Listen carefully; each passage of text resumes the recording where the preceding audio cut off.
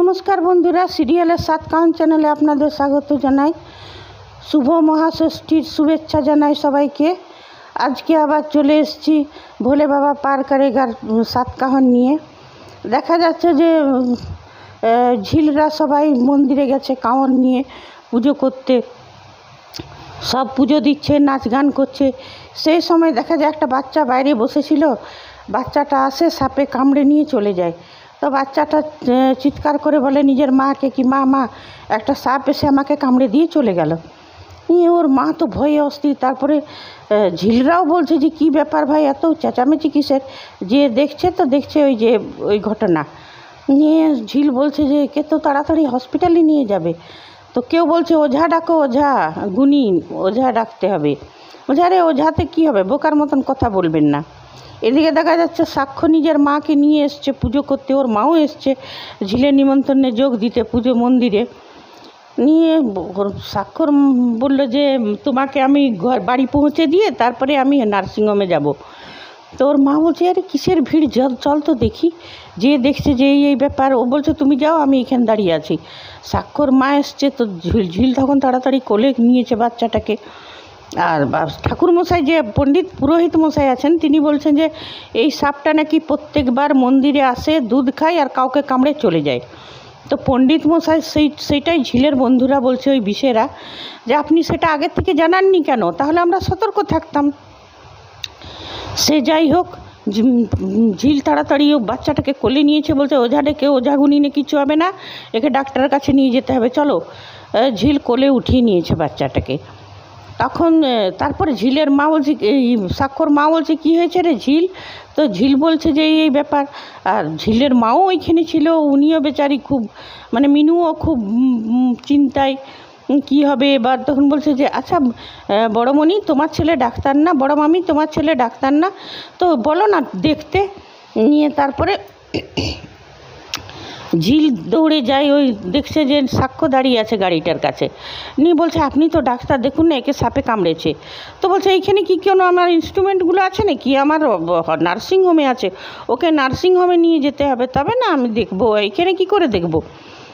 নিয়ে বলছে আপনি ডাক্তার না, আপনাকে দেখতে হবে। বলছে হ্যাঁ দেখবো, কিন্তু ওকে নার্সিংহোমে পৌঁছাও তোমরা। বলছে কী করে পৌঁছাবো, আপনার গাড়িতেই নিয়ে যাব। বলছে আরে আমার গাড়িতে, আমি তো আমার মাকে ছাড়তে যাব। বললো না আপনার মাকে ছাড়া জরুরি। ওর মাও বললো যে বাবা তুই নিয়ে যা এদেরকে, আমি বাড়ি চলে যাব। তা করতে ঝিলের বাবা এসে বললো যে ডাক্তারবাবু আমি গাড়ি চালাচ্ছি, নিয়ে যাচ্ছি এদেরকে। তো বললো না। তো মেয়েটার মাটাকে তাড়াতাড়ি গাড়িতে বসলো, ওই বাচ্চাটার মা গাড়িতে বসলো। নিয়ে ঝিলকে বলছে তুমি যাবে তো মা? তো ঝিল বলছে হ্যাঁ যাবো তো নিশ্চয়ই, না হলে কি আপনাকে একা ছেড়ে দেবো নাকি এই বাঘের মুখে? হ্যাঁ ঝিল এই কথাটা আগেও শুনেছি, এই এলজির সিরিয়ালে তো সব ঘিসা পিটা স্ক্রিপ্ট না, ওই একই স্ক্রিপ্টগুলো ঘুরে ফিরে আসে। যাই হোক, সে তো ঠিক আছে, চলে গেল হসপিটালে এবারে নাম লেখাও, কোনো এন্ট্রি দাও, ওই বহুত ঝামেলা। আর ঝিলকে ওরা ভালো করেই চিনে, আর প্রত্যেক জানে যে ঝিল কিছু হলে এইখানেই আসে। তো অত সব নাটক করবার কি দরকার এদের। আর যখন শুনছে যে বাচ্চাটাকে সাপে কামড়েছে, যাই হোক সাক্ষ্য এলো। সাক্ষ্যকে বলছে দেখুন তো এখন নাম এন্ট্রির সময় আছে, আপনি দেখুন তাড়াতাড়ি। নিয়ে তারপরে বলছে যে শুনো, এই তোমরা একে ছেলেটাকে অ্যাডমিট করে নাও, আর এই মেয়েটার থেকে যত কথা না বাড়ানো হয় ততই ভালো, ততই মঙ্গল। যাই হোক, ওইখানেও একটু বচসা ঝগড়া হলো আর কি। তারপর চলে গেল সাক্ষ্য ওকে নিয়ে কেবিনে। তো ওইখানে ওর বাবা কাকা দুজনেই আছে। নিয়ে তারপর বললো যে এমনি ব্যাপার। ঝিলও যে এসেই বলছে যে এ সাপে কামড়েছে। তো বললো ঠিক আছে তুই শান্ত। বলছে দেখো বড়বাবু, বড় ডাক্তারবাবু দেখুন কেমন তখন থেকে বলে যাচ্ছে এই ডাক্তারবাবু আমাদের নাম এন্ট্রি করতে হবে, এই করতে হবে না। তাহলেও কিসের ডাক্তার, উনি ভালো চিকিৎসা করবেন না তো? তখন বলছে আচ্ছা তুই শান্ত হ।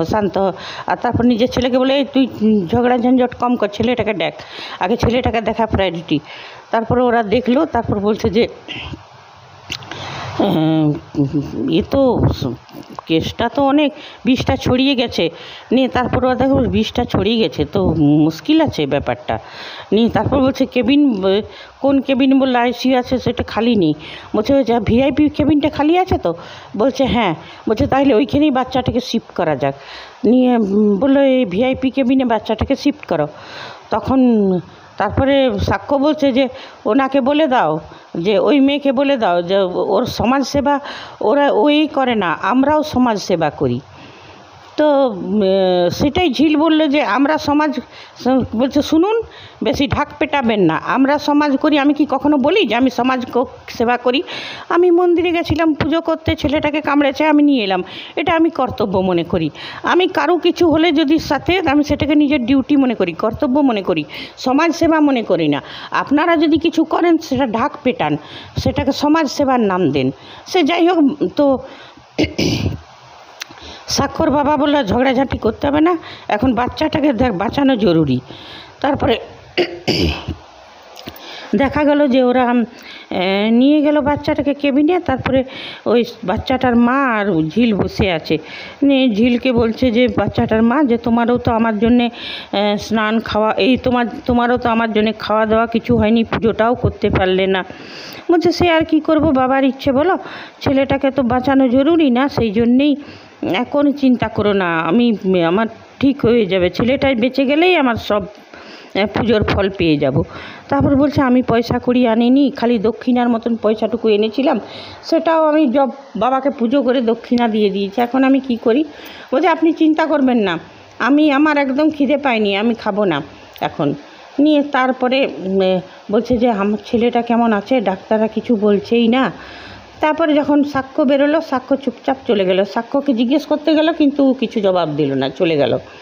এইদিকে একটা নার্স বেরিয়েছে, নার্সকেও জিজ্ঞেস করছে, তো সেও কিছু জবাব দিল না।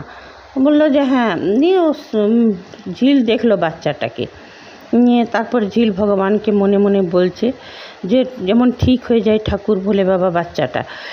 এদিকে পরে কালকে দেখা যাবে, রিক্যাপে দেখলাম যে ওই বাচ্চাটার বাড়ির লোক এসে হল্লা করছে, সাক্ষ্যকে ছুরি বার করছে সাক্ষ্যকে মারবার জন্য। তখন ঝিল এসে ওদেরকে খুব ঝেড়েছে, উনি একজন ডাক্তার, আমাদের থেকে ওনার জীবনের দাম বেশি। এইবারে আমি বলি আমার কথা, আমাদের দর্শকদের মনের কথা, কারণ কি আমি দর্শকদের মনের কথাগুলোই তো বলি।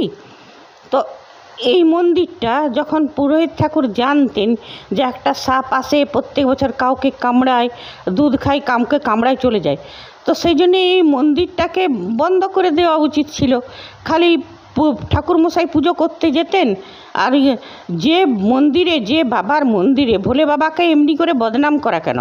ভোলে বাবার মন্দিরে প্রত্যেক বছর একটা মানুষ বলি নেবে, ভোলে বাবা কখনো চান এটা কোনো দিন চান না। এই মানে এলজি সিরিয়ালে দেখাতে দেখাতে এত বেড়ে গেছে যে ভগবানকেও মানে কলঙ্কিত করে ছাড়ছে না। এইটা কোনো দিন হয় না কোনো মন্দিরে যে সাপ আসেনি, দুধ খায় আর চলে যায় কাউকে কামড়ে, আর তার জন্য প্রশাসন সবাই চুপ, পণ্ডিত সব চুপ করে থাকে। সে যাই হোক, তারপরে কলকাতার মতন শহরে, আর তারপরে ঝিল ঠিক আছে, ঝিল উপকার করা খুব ভালো কথা। একটা প্রাইভেট নার্সিংহোমে যার বাড়িতে ওর মা বাবা কাজ করে, তাদেরকে মানে ঝিলকে ওরা ভালোবাসে, মানে বিশেষ করে বড় ডাক্তার যিনি ভালোবাসে, সেই ভালোবাসার সুযোগ নিয়ে ঝিল ঠিক আছে উপকার নেয়, আর ঝিল করে বস্তির লোকের উপকার করে। কিন্তু তখন এইটা যদি রেলজি দেখাতো কোনো একটা গভর্নমেন্ট হসপিটালে, যেখানে ডাক্তারদার সোজা মুখে কথা বলে না, সেইখানে যদি ঝিল যে উপকারটা নিজের দেখাতে পারত, তবেই পুরোপুরি কৃতিত্বটা আমরা দিতে পারতাম। একটা প্রাইভেট নার্সিংহোম, এইখানে আমাদেরও অনেক প্রাইভেট নার্সিংহোম আছে, যাদের ডাক্তারের বাড়িতে ছেলেমেয়েরা কাজ করে, আর তাদের কথায় অনেক লোককে ডাক্তাররা উপকার করে, এটা কোনো বাহাদুরি নয়। এইখানে এলজি যে মানে মহান সাজাতে চাইছে ঝিলকে, ঠিক আছে ঝিল মহান, ঝিল সত্যিই ভালো মেয়ে, কিন্তু এই জায়গায় দেখাতো যে কোনো গভর্নমেন্ট হসপিটালে যেখানে ও হাঙ্গামা করে নিজের পেশেন্টগুলোকে সেবা করাতে পারতো, ভালো ট্রিটমেন্ট দিতে পারতো, তবেই এটা ঝিলের কৃতিত্ব ছিল। একটা প্রাইভেট নার্সিংহোমে নিজের ভালোবাসার সুযোগ নিয়ে সবাইকে করানোটা, এটা কোনো বড় কথা নয়। সে যাই হোক, হ্যাঁ এটা আমি মানব, ঝিলের খুব কর্তব্যপরায়ণ, ঝিল খুব নরম মনের মেয়ে, কারো কষ্ট দেখতে পারে না, কিন্তু কষ্টটা নিয়ে আসল জায়গায় ফাইট করতে হবে। আর কারণ এই স্ক্রিপ্ট রাইটার যে আছে, ইনি তো নিজে কখনো আসল জায়গায় ফাইট করেননি, ইনি জানেনই না যে আসল জায়গায় ফাইট করাটা কী জন্যে। কখনো প্রাইভেট নার্সিংহোমে ফাইট দেখান, তো কখনো নিজের লোকের সঙ্গে ফাইট দেখান, কখনো সমাজের কিছু লোকের সঙ্গে। আসল জায়গায় যেমন গভর্নমেন্ট হসপিটাল যদি ফাইট করতো, বড় বড় থানাতে যে ফাইট করতো, আসল সেটাই। সে যাই হোক বন্ধুরা, আজ এতটাই। কালকে আবার নেক্সট এপিসোডের নেক্সট সাতকাহন নিয়ে ফিরে আসবো। আর সবাইকে মহাষষ্ঠীর শুভেচ্ছা জানাই। আপনাদের দুর্গাপূজা খুব ভালো কাটুক, আনন্দে কাটুক। ধন্যবাদ, বাই।